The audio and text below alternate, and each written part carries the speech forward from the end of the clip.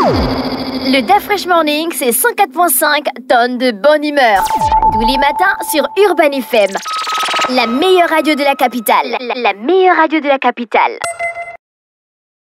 Vous êtes sur les 104.5 Urban FM avec Jean-Paul. Jean-Paul, bonjour. Bonjour la fraîche. Comment tu vas ce matin? Ça va, un peu enrhumé, mais ça va. L'actualité internationale nous emmène où? À Bakou, en Azerbaïdjan. C'est un pays d'Asie centrale qui est situé sur les bords de la mer Caspienne. Et c'est le lieu où se tient depuis hier, jusqu'au 22 novembre prochain, la 29e conférence des parties sur la conférence des Nations Unies sur les changements climatiques, donc ce qu'on appelle la COP29. Alors, cette COP29 est en réalité dédiée à une question cruciale, qui est la question qui concerne les changements climatiques, c'est le financement justement des changements climatiques. Pourquoi? Parce que depuis 1992, on est parti sur un principe que il faut que ce qu'on appelle les pays qui sont les plus émetteurs de gaz à effet de serre puissent évidemment être ceux qui financent en premier la lutte contre les changements climatiques. C'est le principe du pollueur-payeur. Et donc, en 1992, on avait donc établi un certain nombre de listes de pays qui devaient justement être ceux qui devaient être les principaux contributeurs au financement de la lutte contre les changements climatiques, à savoir les États-Unis, l'Union européenne, le Japon, le Royaume-Uni, le Canada, la Suisse, la Turquie, la Norvège, l'Islande, la Nouvelle-Zélande et l'Australie. Et lors de la COP de 2016, les pays avaient décidé de fixer au préalable une enveloppe annuelle de 100 milliards de dollars que ces pays-là devaient mobiliser, donc les États devaient mobiliser, afin de permettre de financer les changements climatiques. Donc cet argent devait être rétrocédé aux pays qui étaient les plus victimes des effets liés au changement climatique.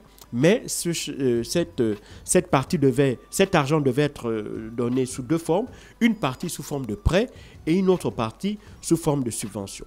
Alors, sauf que depuis 2016, beaucoup d'eau ont coulé sous les ponts dans la mesure où, déjà, on avait dit une enveloppe de 100 milliards par an. Depuis 2016, on n'a jamais atteint cet objectif de 100 milliards par an. On a péniblement atteint, on tourne aux alentours, selon certains experts, on tourne aux alentours de 80 milliards qui ont déjà été donnés par les pays contributeurs pour financer le changement climatique.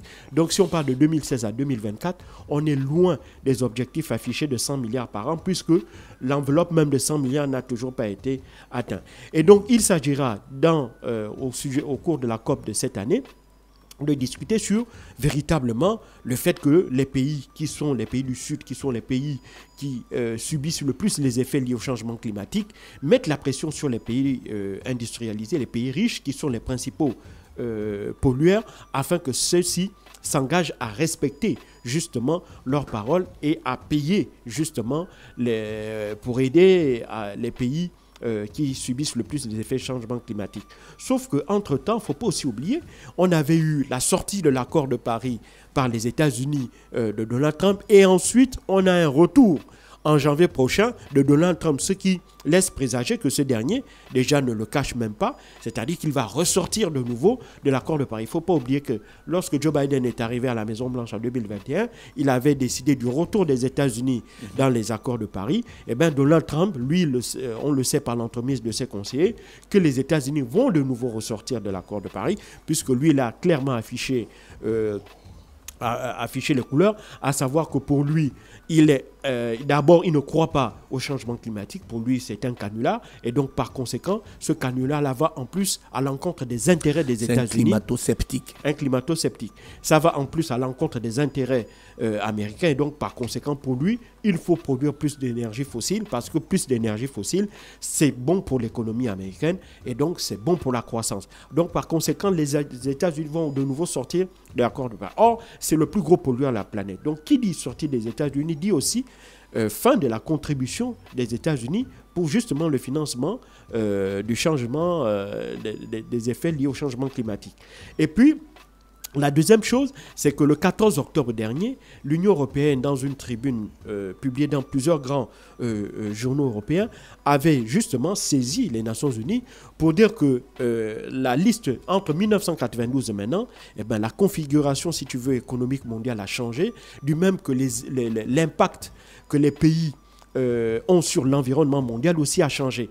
Ils vont pour preuve que depuis 1992, il y a un certain nombre de pays qui ont vu leur économie évoluer considérablement et de ce fait, ces pays-là aussi ont accéléré leur impact environnemental en produisant de plus en plus de gaz carbonique, donc en participant de plus en plus au réchauffement de la planète. Ils en veulent pour preuve que pour l'Union européenne, ces pays-là donc doivent être appelés aussi à contribuer au même titre que l'Union européenne et les autres pays que je viens de citer dans le cadre du financement contre les changements climatiques. Ces pays-là pour l'Union européenne sont la Chine, qui est la deuxième puissance économique mondiale, et également les pays du Golfe qui, pour la Chine, pour l'Union européenne, sont également de gros contributeurs parce que les pays du Golfe sont de gros producteurs de pétrole et par conséquent de gros producteurs d'énergie fossile et donc de gros producteurs sur l'impact, si tu veux, sur l'impact environnemental mondial.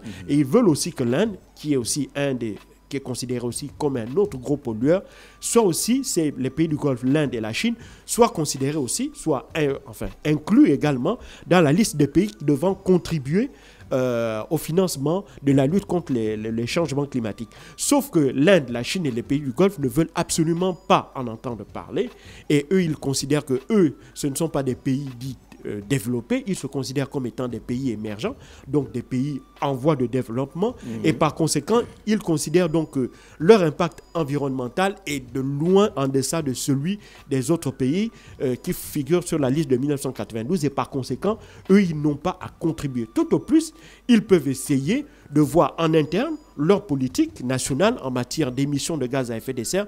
Tout au plus, ils peuvent considérer qu'ils doivent revoir, ils doivent mettre en place des stratégies nationales en vue de baisser leur impact carbone et baisser donc la quantité de gaz à effet de serre qu'ils émettent. Mais en aucun cas, ils ne sauraient financer justement le fonds vert qui est justement dédié au financement du changement climatique. Ça, c'est la première chose. La deuxième chose, concernant aussi les questions de financement à bas coût, c'est est-ce que ce sont seulement les États qui doivent financer ce fonds vert-là? Est-ce que ce sont seulement les finances publiques de ces États, donc qui doivent être les principaux contributeurs, quand on sait que le secteur privé aussi participe à la production de gaz à effet de serre? Les entreprises énergéticiennes, Total, Exxon, etc., qui sont de gros producteurs de pétrole, et on connaît que leur impact environnemental est considérable. Et en plus, ces entreprises-là brassent chaque année des centaines de milliards de dollars de profit. Donc, pour un grand nombre de participants à cette COP29 de Bakou,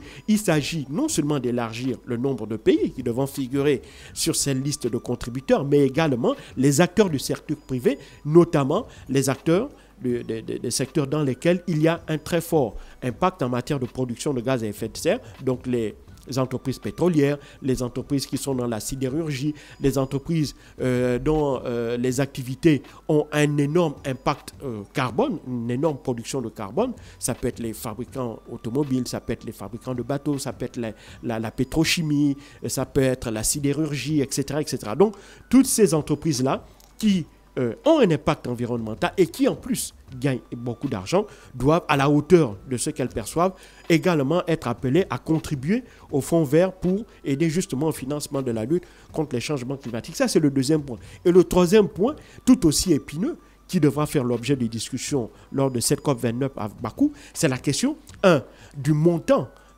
qui va être attribué par pays et la priorité qui est donnée par rapport aux pays qui sont impactés et surtout l'usage qui devra être fait. Parce qu'il y a deux questions sur ce dernier volet-là qui est assez intéressant.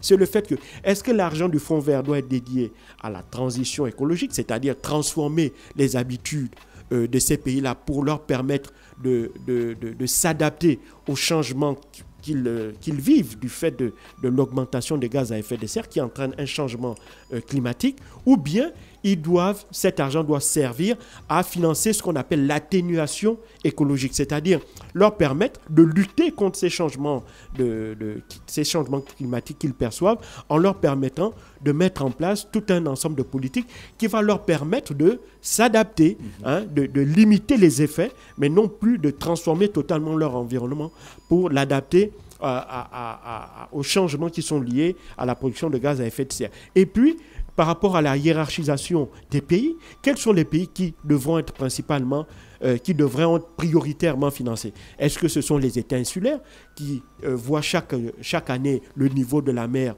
augmenter et qui sont sujets aux tornades, qui sont sujets aux typhons, qui sont sujets aux orages, qui subissent de grosses détruites, aux inondations et autres chaque année, ou bien ce sont des pays, par exemple forestiers, dont les populations autochtones ne parviennent pas, ont du mal aussi à s'adapter au fait que des millions d'hectares chaque année de forêts tropicales sont détruites, et ça a un impact sur la biodiversité et ça a un impact sur les populations qui vivent dans ces zones-là. Et puis la troisième chose, c'est par rapport au montant, quels sont les critères qui vont être déterminés pour dire le montant qui doit être accordé à chaque pays. Est-ce que c'est les effets liés que ce pays a subis par rapport au changement climatique? Est-ce que c'est le faible niveau d'impact environnemental, d'impact carbone qu'il a? Est-ce que c'est le fait qu'on peut considérer les deux, c'est-à-dire qu'il subit les effets des changements climatiques et en plus qu'il a un faible impact carbone sur l'environnement? Et donc, à partir de là, et aussi, est-ce qu'on va voir en fonction du nombre d'habitants, la densité de la population qui subit les effets de ces changements climatiques-là? Donc, tous ces critères-là nous restent encore à déterminer. Et c'est justement, ça fait partie des enjeux de cette discussion à la COP 29 de Bakou. Sauf qu'en réalité, on voit que dans les deux cas, on commence à observer une espèce comment dirais-je, que les partis commencent à se figer sur certaines positions. Les pays du Nord estiment que, les pays que j'ai cités, ceux de la liste de 1992, estiment que, évidemment, l'enveloppe de 100 milliards par an n'est pas réaliste parce qu'elle traverse aussi pour certains des crises économiques, et pour les autres, crise économique ou pas, elle s'était engagée en 2016 à financer à hauteur de 100 milliards par an, et donc elles doivent respecter leurs paroles. Et la deuxième chose, c'est qu'avec les atermoiements des États-Unis, même si l'envoyé spécial de Joe Biden sur les changements climatiques a dit que les États-Unis vont respecter leurs engagements par rapport aux accords de Paris de 2016, en dépit du fait que Donald Trump va arriver à la Maison-Blanche. Mais on sait très bien que ce sont des vœux pieux, parce que sur cette question-là, le monde entier connaît déjà la position de Donald Trump, et ce dernier n'a absolument pas changé d'opinion depuis 4 ans. Par conséquent, on sait que les États-Unis sortiront de nouveau des accords de Paris, et par conséquent, il va donc falloir trouver encore d'autres donateurs pour essayer de combler le vide abyssal que va laisser les Américains sur cette question, qui est quand même un enjeu majeur pour la suite de l'humanité. Donc, ce qui est clair, c'est que et en plus, on constate malheureusement qu'un certain nombre de grands dirigeants ne seront pas présents à Bakou. Ça veut donc dire que la question aussi du financement climatique n'est plus une priorité pour ces pays-là, parce qu'ils font face à des crises économiques liées à l'inflation, à des crises économiques liées au chômage, à une croissance qui n'est pas véritablement au rendez-vous, une croissance en berne, voire négative. Donc certains de ces pays-là sont en récession, et donc ils doivent trouver des mécanismes pour pouvoir rétablir la croissance et éviter parfois des conséquences très graves sur le plan social, comme c'est le cas par exemple, social et politique, comme c'est le cas par exemple en Allemagne, où la coalition à la tête qui gérait le pays, la coalition qui est dirigée par le SDU de Olaf Scholz, a implosé, et donc celui-ci va donc être soumis à un vote de confiance en décembre prochain. S'il ne le remporte pas, en janvier, il devra convoquer des élections anticipées. Sans oublier que dans d'autres pays, la situation n'est pas aussi reluisante d'un point de vue économique. Donc, on voit très bien que sur cette question cruciale qui est du financement, du changement des effets, le financement pour lutter contre les effets liés au changement climatique, les agendas intérieurs sont plus importants, et surtout lorsqu'il s'agit de parler d'argent, puisque l'argent c'est le nerf de la guerre, on a tendance, lorsqu'il s'agit de l'argent qui doit aller vers des pays du Nord, vers les pays du Sud, on a tendance à constater que les pays du Nord trouvent toujours des stratagèmes pour ne pas tenir leurs engagements. Mais on voit très bien que ce n'est pas une question de disponibilité de fonds. Je prendrai un exemple qui est patent, c'est la question de la guerre en Ukraine. Depuis que la guerre a été déclenchée en 2022, la guerre entre la Russie et l'Ukraine, on a vu que les soutiens ukrainiens, qui pour la plupart sont les pays qui figurent sur la liste de 1982, n'ont aucune difficulté à débloquer des fonds pour continuer à financer, pour aider financièrement l'Ukraine à continuer sa guerre face à la Russie. Chaque année, on voit des dizaines et dizaines de milliards de dollars qui sont débloqués par les États-Unis, par l'Union européenne, par les partenaires occidentaux de l'Ukraine. Et donc, c'est la preuve qu'il y a une disponibilité des ressources. Mais ce qui manque derrière, en réalité, c'est une vraie volonté politique pour véritablement financer ce changement, cette lutte contre le changement climatique. Merci Jean-Paul avec nous ce matin sur les 104.5 Urban FM, la station urbaine dans l'UDA Fresh Morning. Jean-Paul qui revenait sur la question des changements climatiques et de la COP à Bakou, c'est au Kazakhstan. Hein? Non, Azerbaïdjan. Azerbaïdjan, qui part même là-bas? C'était beaucoup pas des républiques. C'était des anciennes républiques socialistes soviétiques. C'était dans l'URSS. Il y en a beaucoup. Kazakhstan, Azerbaïdjan, Ouzbékistan, Kyrgyzstan, Turkménistan. Voilà. Le Turkménistan, exactement. Pourquoi tout se termine par temps? L'Afghanistan, parce que tous sont en Asie centrale. C'est la même zone. C'est la même zone. Voilà. La plupart des pays se terminent tous par stan, parce qu'ils sont dans la même zone. Ah, d'accord. Voilà. C'est dans la zone aux alentours de la mer Caspienne. D'accord. Merci Jean-Paul avec nous ce matin sur les 104.5 Urban FM, la station Urban. Le DA Fresh Morning, c'est 104.5 tonnes de bonne humeur.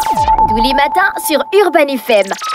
La meilleure radio de la capitale. La meilleure radio de la capitale.